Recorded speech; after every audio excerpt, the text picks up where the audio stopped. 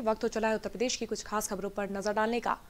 दिल्ली के मुख्यमंत्री अरविंद केजरीवाल के नेतृत्व वाली आम आदमी पार्टी ने 2022 में होने वाले उत्तर प्रदेश विधानसभा चुनाव लड़ने का ऐलान किया है। केजरीवाल का कहना है कि शिक्षा स्वास्थ्य के मुद्दे पर हम चुनाव लड़ेंगे। दिल्ली की शिक्षा व्यवस्था को लेकर यूपी के मंत्री सिद्धार्थनाथ सिंह से बहस करने के लिए दिल्ली के शिक्षा मंत्री मनीष सिसोदिया लखनऊ पहुंचे हैं। उससे पहले कपिल मिश्रा ने दिल्ली की शिक्षा व्यवस्था की पोल खोलते हुए सिसोदिया पर 10 सवाल पूछते हुए जमकर निशाना साधा।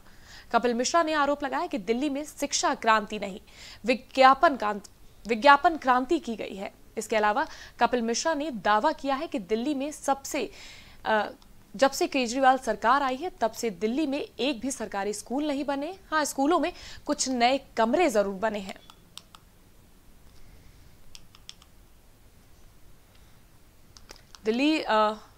दिल्ली के मुख्यमंत्री अरविंद केजरीवाल के नेतृत्व वाली आम आदमी पार्टी ने 2022 में उत्तर प्रदेश विधानसभा चुनाव लड़ने का ऐलान किया है। तभी से बीजेपी और दिल्ली की सियासत में गर्माहट बढ़ गई है। केजरीवाल का कहना है कि शिक्षा व्यवस्था के मुद्दे पर हम चुनाव लड़ेंगे। दिल्ली की शिक्षा व्यवस्था को लेकर यूपी के मंत्री सिद्धार्थनाथ सिंह से बहस करने के लिए दिल्ली के शिक्षा मंत्री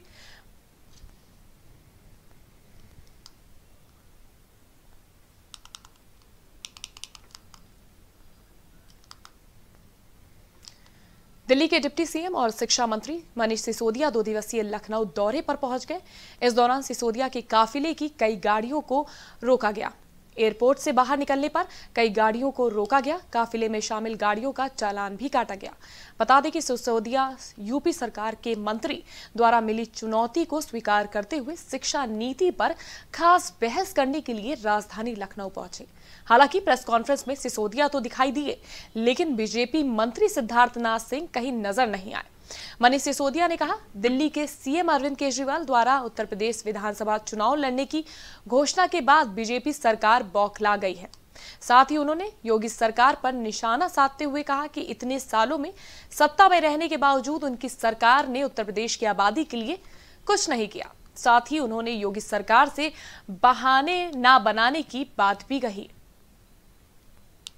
जी हां, मनीष सिसोदिया इस वक्त 2 दिवसीय दौरे पर लखनऊ पहुंचे हुए हैं, जहां उन्होंने बीजेपी के मंत्री सिद्धार्थनाथ की खुली चुनौती को स्वीकार किया।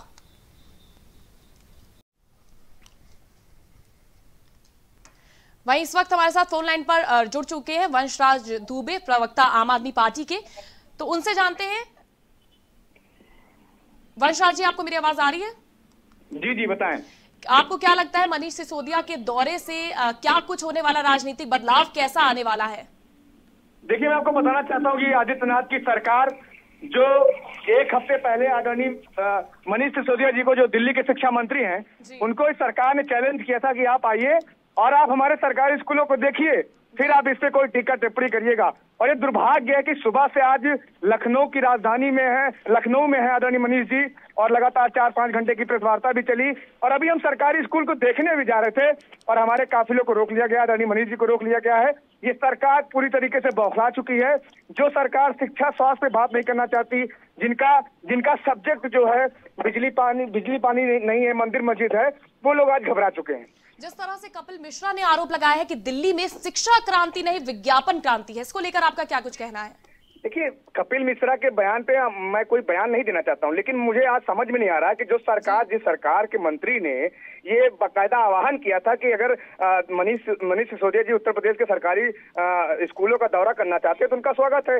आज जब मनीष जी इस राजधानी में बैठे हुए हैं, लखनऊ में बैठे हुए हैं, तमाम उनके मंत्री इस राजधानी में इस समय है, आखिर वो बहस से क्यों भागना चाहते हैं? आप आइए ना, आप अपने शिक्षा मॉडल को आप दिखाइए, आप आखिर क्यों भागना चाहते हैं? भाई, जिस सरकारी स्कूल को उत्तर प्रदेश का हालत ये है कि यहाँ पे बच्चों को नमक रोटियां खिलाई जाती हैं, खंडार बना हुआ स्कूल, और उस स्कूल को हमको देखा ही नहीं दिया गया। आदरणीय मनीष जी के काफिले को रास्ते में रोक लिया गया है। इस समय हम लोग वहीं पे विरोध प्रदर्शन अपना प्रकट कर रहे हैं। तो ये सरकार जो तानाशाही तरीके से आम आदमी की आवाज को दबाना चाहती है, अब ये आवाज नहीं, अभी आवाज दबेगी नहीं। दूसरा, मुझे लगता है कि आज उत्तर प्रदेश की राजनीति के लिए बहुत अच्छा दिन है कि जहाँ पे अब स्कूलों के, सरकारी स्कूलों के, अच्छे अस्पतालों की बात होगी और उत्तर प्रदेश के भविष्य। आपको क्या लगता है मनीष सिसोदिया के लखनऊ दौरे से क्या कुछ राजनीतिक बदलाव आने वाला है? कितना फर्क पड़ने वाला है विधानसभा चुनाव में?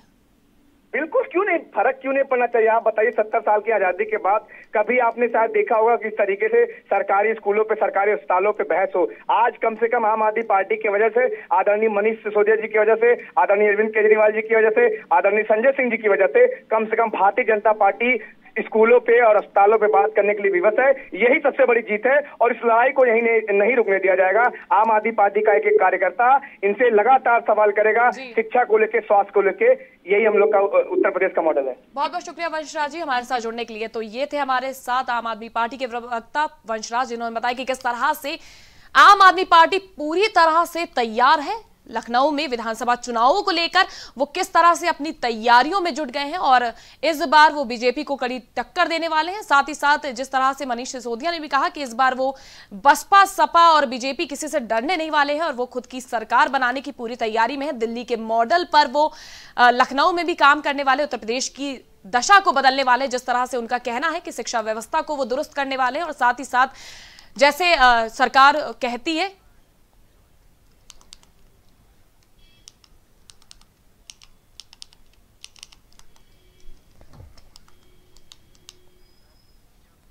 ताजनगरी आगरा के साथ देश में पहली बार नशीली दवाओं का जखीरा मिलने से हड़कंप मच गया।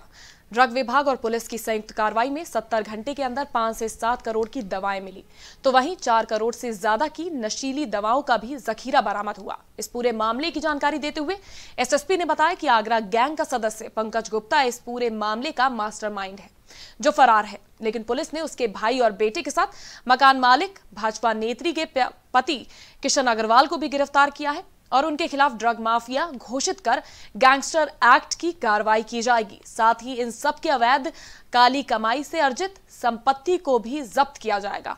वहीं इस कार्रवाई के लिए टीम को 25,000 रुपए का इनाम देने की घोषणा भी की गई है।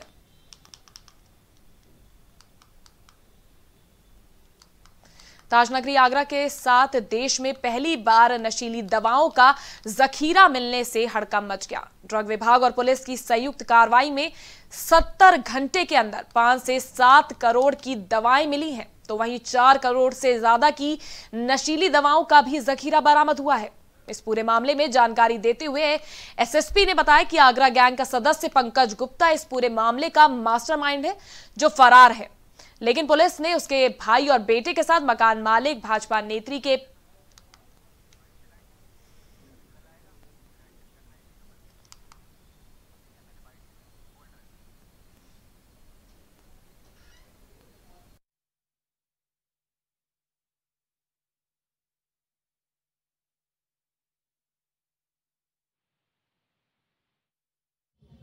नशे के दवाइयों की जो अन्य प्रदेशों में बेचे जाने की जो पूर्व में खबरें प्रकाशित भी हुई, जिसके क्रम में डीएम साहब और हमारे द्वारा पुलिस को भी और ड्रग विभाग को इंटेलिजेंस इकट्ठा करने के लिए निर्देशित किया गया था। और जिसके क्रम में कल हम लोगों की टीम को, ड्रग विभाग के और पुलिस विभाग के जॉइंट टीम को एक बहुत बड़ी सफलता हाथ लगी है।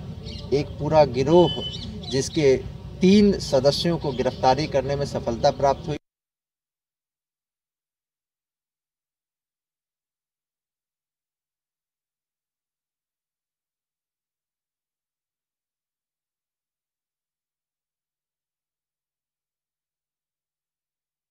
पुलिस ने नशीली दवाओं का जखीरा बरामद किया है। इस जखीरे के चलते पुलिस महकमे से लेकर ड्रग माफियाओं में हड़कंप मचा हुआ है। ड्रग विभाग और पुलिस की संयुक्त कार्रवाई में 70 घंटे के अंदर 5 से 7 करोड़ की दवाएं मिली हैं, तो वहीं 4 करोड़ से ज्यादा की नशीली दवाओं का भी जखीरा बरामद हुआ है।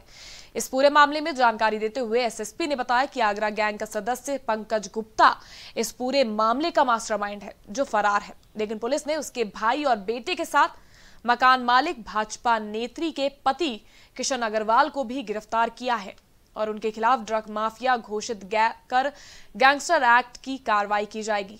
साथ ही इन सब की अवैध काली कमाई से अर्जित संपत्ति को भी जब्त किया जाएगा। वहीं इस कार्रवाई के लिए टीम को 25,000 का इनाम देने की भी घोषणा की गई है।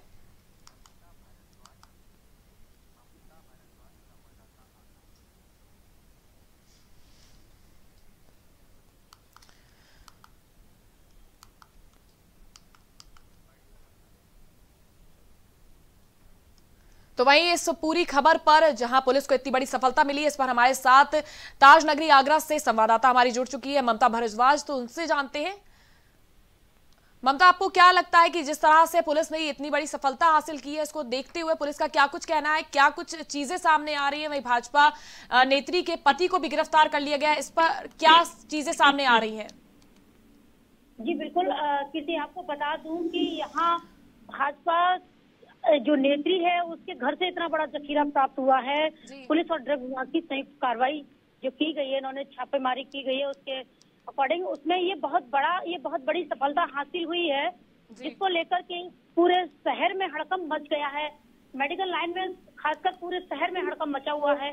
सभी लोग बहुत ही परेशान हैं कि कहीं कोई और सुराग ना इन लोगों को मिल जाए, क्योंकि ये एक भाजपा जो नेत्री है, जो मेयर साहब हैं यहाँ के नवीन जैन, जिनके संरक्षण में ये रहती थी, इस वजह से यही कारण रहा है कि यहाँ कोई छापेमारी ना कर सके। यही निकल के आ रही है चीजें कि भाजपा की आड़ में ये सब चीजें की जा रही थी। यहाँ भाजपा की छवि को भी धूमिल किया जा रहा था पूरी तरह। आपको क्या लगता है इस पूरी चीजों पर भाजपा नेत्री के पति पर किस तरह का एक्शन होगा? वहीं पुलिस ने जो ये गिरफ्तारी की है और जो ये ड्रग्स पकड़े हैं, इस पर कितना बड़ा हाथ भाजपा नेत्री के पति का बताया जा रहा है? फिलहाल पुलिस के द्वारा भाजपा नेत्री के पति को भी गिरफ्तार कर लिया गया है। आगे की जांच में पुलिस पूरी तरह जुट गई है और एसएसपी का कहना है कि जितने भी लोग यहाँ इसमें संलिप्त पाए जाते हैं, उन सभी पर गैंगस्टर की कार्रवाई भी करने की तैयारी कर दी है एसएसपी बबलू कुमार ने। जी बहुत बहुत शुक्रिया ममता जी हमारे साथ जुड़ने के लिए।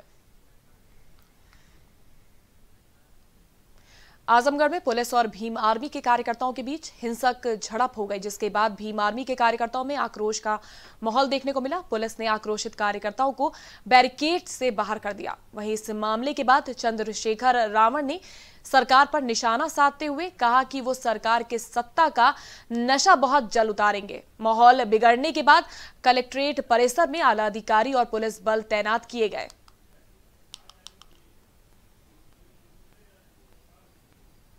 आजमगढ़ में पुलिस और भीम आर्मी के कार्यकर्ताओं के बीच हिंसक झड़प का मामला सामने आया है, जिसके बाद भीम आर्मी के कार्यकर्ताओं में आक्रोश का माहौल देखने को मिला। पुलिस ने आक्रोशित कार्यकर्ताओं को बैरिकेडिंग से बाहर कर दिया। वहीं मामले के बाद चंद्रशेखर रावण ने सरकार पर जमकर निशाना साधा और उन्होंने सरकार पर निशाना साधते हुए कहा कि सत्ता का नशा है, बहुत जल्द उतारेंगे। माहौल बिगाड़ने के बाद कलेक्ट्रेट परिसर में आला अधिकारी और पुलिस बल भी तैनात किए गए हैं।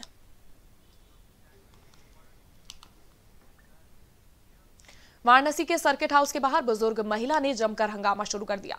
दरअसल बता दें कि सीएम योगी सर्किट हाउस में पार्टी के संगठन कार्यकर्ताओं के साथ बैठक कर रहे थे, जिसके दौरान बुजुर्ग महिला अपने जमीन पर अवैध तरीके से कब्जा करने को लेकर शिकायत करने पहुंची, लेकिन सुरक्षा बलों ने बुजुर्ग महिला को रोका, जिसके बाद जमकर हंगामा शुरू हो गया। वहीं मौके पर मौजूद प्रोटोकॉल अनुराग दर्शन ने महिला को शांत कराया। पूरा मामला वाराणसी के सर्किट हाउस का है, जहां सर्किट हाउस के बाहर बुजुर्ग महिला ने जमकर हंगामा काटा। दरअसल बता दें कि सीएम योगी सर्किट हाउस में पार्टी के संगठन कार्यकर्ताओं के साथ बैठक कर रहे थे, जिसके दौरान बुजुर्ग महिला अपनी जमीन पर अवैध तरीके से कब्जा करने को लेकर शिकायत करने पहुंची, लेकिन सुरक्षा बलों ने महिला को रोका, जिसके बाद जमकर महिला ने हंगामा करना शुरू कर दिया। वहीं मौके पर मौजूद प्रोटोकॉल अनुराग दर्शन ने महिला को शांत कराया। रायबरेली में एक पति ने अपनी ही पत्नी के ऊपर चाकू से जानलेवा हमला कर दिया। मौके पर मौजूद लोगों ने घायल अवस्था में पीड़िता को जिला अस्पताल में भर्ती कराया। वहीं पीड़िता ने पति पर गंभीर आरोप लगाते हुए कहा कि अवैध संबंधों के चलते पति ने जानलेवा हमला किया है। रायबरेली की पूरी घटना है ये, जहां पति ने अपनी ही पत्नी के ऊपर चाकू से जानलेवा हमला कर दिया। मौके पर मौजूद लोगों ने घायल अवस्था में पीड़िता को जिला अस्पताल में भर्ती कराया। वहीं पीड़िता ने पति पर गंभीर आरोप लगाते हुए कहा कि अवैध संबंध के चलते पति ने जानलेवा हमला किया है।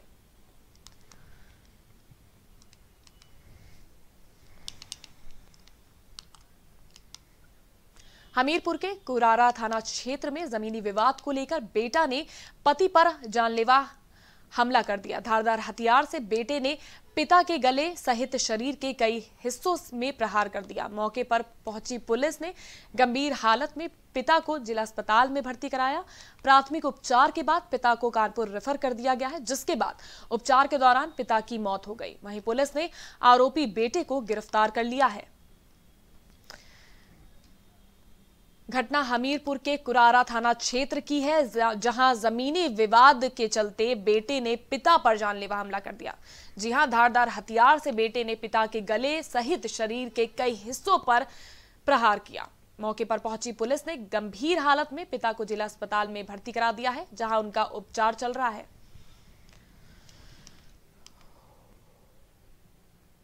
आज दिन में 11:30 बजे के आसपास कुरारा कस्बे में कृपा शंकर उर्फ मिठाईलाल सोनी को उनके लड़के रामेंद्र उर्फ रामू सोनी ने गणासा फरसा से वार करके गले में चोट पहुंचा दिया, जिससे वो गंभीर रूप से घायल हो गए। इसकी सूचना पर पुलिस मौके पर पहुंची और उनके लड़के को गिरफ्तार कर लिया गया फरसे के साथ, और उसके विरुद्ध मुकदमा पंजीकृत किया गया 307 का। बुलंदशहर के आंध्रा बैंक में ताला बंद देख बैंक उपभोक्ताओं की मुश्किलें बढ़ गई। दरअसल इमारत के मालिक और मैनेजर के बीच किराए को लेकर विवाद हो गया, जिसके बाद मालिक ने बैंक में ताला लगा दिया। वहीं मैनेजर ने इस मामले की जानकारी पुलिस को दी। मौके पर पहुंची पुलिस ने बैंक का ताला खुलवाया और साथ ही बैंक मैनेजर ने इमारत के मालिक के खिलाफ थाने में शिकायत करवाई है। बुलंदशहर के आंध्रा बैंक का ये पूरा मामला है, जहां ताला बंद देख बैंक उपभोक्ताओं की मुश्किलें बढ़ गई। दरअसल इमारत के मालिक और मैनेजर के बीच किराए को लेकर काफी समय से विवाद चल रहा था, जिसके बाद मालिक ने बैंक में ताला लगा दिया। वहीं मैनेजर ने इस मामले की जानकारी पुलिस को दी। मौके पर पहुंची पुलिस ने बैंक का ताला खुलवाया और साथ ही बैंक मैनेजर ने इमारत के मालिक के खिलाफ थाने में शिकायत दर्ज करवाई है। अरे जी रेंट को उन्होंने ताला लगा रखा मालिकों ने। क्यों लगा दिया ताला? किराए का कोई मैटर हो गया। तो आप कब से आए हुए यहाँ पे? मुझे 2.5-3 घंटे हो गए। और भी ग्राहक हैं यहाँ पे? बहुत ग्राहक है, वापिस भी चले गए। फर्रुखाबाद के थाना जहानगंज में दबंग दुकानदार ने महिला के साथ बदसलूकी की। दरअसल कुछ दिनों पहले महिला अपने मोबाइल को ठीक करवाने के लिए मोबाइल के दुकान पर गई थी, जिसके बाद मोबाइल की पिन खराब होने पर महिला ने दुकानदार से शिकायत की। महिला की शिकायत करने पर दुकानदार ने साथियों के साथ महिला को काफी देर तक पीटा। पीड़ित महिला ने दुकानदार पर सोने के कुंडल और चांदी की पायल को लूटने का आरोप भी लगाया है। महिला ने पुलिस को इसकी सूचना दी। पुलिस ने मामले की जांच शुरू कर दी है। साथ ही घायल महिला को अस्पताल में भर्ती कराया गया है।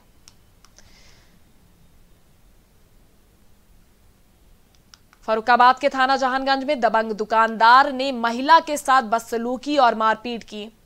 दरअसल कुछ दिन पहले महिला अपने मोबाइल को ठीक करवाने के लिए मोबाइल की दुकान पर गई थी, जिसके बाद मोबाइल पिन खराब होने पर महिला ने दुकानदार से उसकी शिकायत की।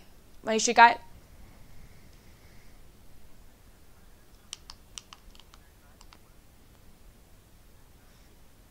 बिजनौर के राजगढ़ जंगल में बाघ दिखने से ग्रामीणों में दहशत फैल गई। वहीं जा रहे राहगीरों ने बांध की तस्वीरें कैमरे में कैद कर ली। मौके पर मौजूद लोगों ने वन विभाग को सूचना दी, जिसके बाद वन विभाग की टीम ने ग्रामीणों को जंगल में न जाने की हिदायत दी।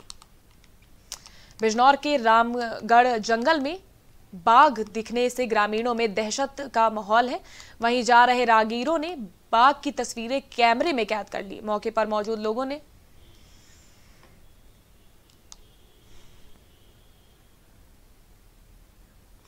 गोंडा के बेलसर में अजगर दिखने से वहां रहने वाले लोगों में हड़कंप मच गया। एसआर पेट्रोल पंप के पास खेत में अजगर निकला, जिसके बाद वहां लोगों ने वन विभाग की टीम को सूचना दी। लोगों ने बताया कि जब तक वन विभाग की टीम मौके पर पहुंचती, तब तक अजगर दोबारा अपनी झाड़ियों में जाकर छिप गया। गोंडा के बेलसर में अजगर दिखने से वहां रहने वाले लोगों में हड़कंप मच गया। जी हां, एसआर पेट्रोल पंप के पास खेत में अजगर निकला, जिसके बाद वहां के लोगों ने वन विभाग को इस बात की जानकारी दी। लोगों ने बताया कि जब तक वन विभाग की टीम मौके पर पहुंचती, तब तक अजगर दोबारा अपनी झाड़ियों में चला गया था।